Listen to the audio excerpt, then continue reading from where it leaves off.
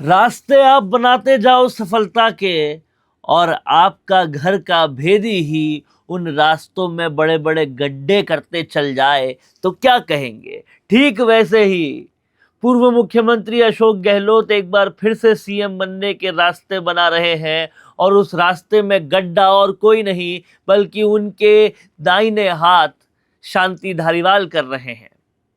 एक बार पूरी तरह से बड़ा गड्ढा बनाने के बाद दूसरी बार बड़ा गड्ढा बनाने की तैयारी में है।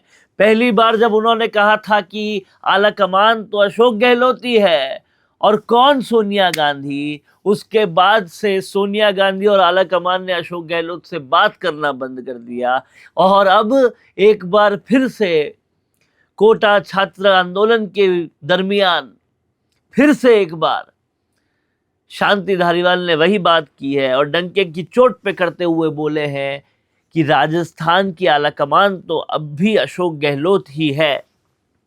80 से उम्र पार कर चुके और एक बार गहलोत का काम खराब कर चुके, दूसरी बार फिर वही बात कही है और इससे स्पष्ट होता है कि कहीं ना कहीं शांति धारीवाल एक के बाद एक समझ चुके हैं, जान चुके हैं। जब पहले बयान ने कितना बवाल खड़ा कर दिया था, दूसरी बात वो फिर ही ऐसा बयान दे रहे हैं और गहलोत के लिए मुश्किलें और ज़्यादा बढ़ा रहे हैं।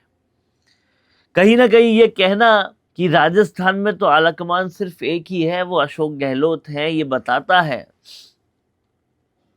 कि गहलोत समर्थक अब भी उनको किसी भी तरह से सीएम बनाने का मूड रख रहे हैं क्योंकि सीधा उनको ही फायदा है। उनको कोई मंत्रालय मिल जाएगा, उनको कोई पोस्ट मिल जाएगी, उनका कद बड़ा हो जाएगा। शांति धारीवाल ने अब तक यूडीएच मंत्रालय संभाला है और अब चाहते हैं कि फिर से एक बार वो मिले क्योंकि अभी तो कांग्रेस की सरकार है और इसके लिए अपनी फील्डिंग अभी से तैयार कर रहे हैं। लेकिन समझने वाली बात यह है कि पूर्व मुख्यमंत्री के लिए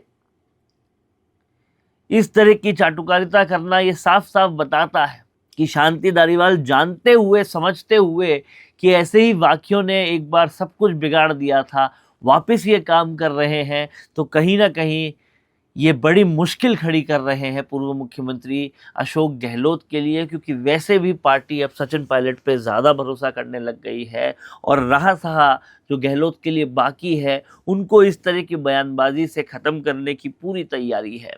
अब देखना ये होगा कि पूर्व मुख्यमंत्री अशोक गहलोत इन चीज़ों पर कैसे रिएक्ट करते हैं। हालांकि अब जब भी वो कुछ भी काम करते हैं वो उल्टा फंस ही जाते हैं। महेंद्रजीत सिंह मालवीय के 300 लोग, कथित 300 लोग भाजपा के थे, ऐसा राजकुमार रोत कहते थे, लेकिन ये कह रहे हैं कि बाप पार्टी के हैं, उन्होंने कांग्रेस में ज्वाइन करवा दिया।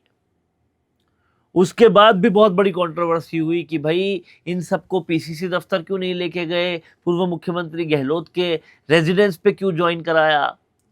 डोटासरा ने यह भी सवाल उठा दिया, जो नारे लगा रहे थे कि अगली बार मुख्यमंत्री अशोक गहलोत, उनमें कहीं ना कहीं ये भी मैसेज क्लियर करवा दिया है कि इस तरह की बातें अब चलेगी नहीं।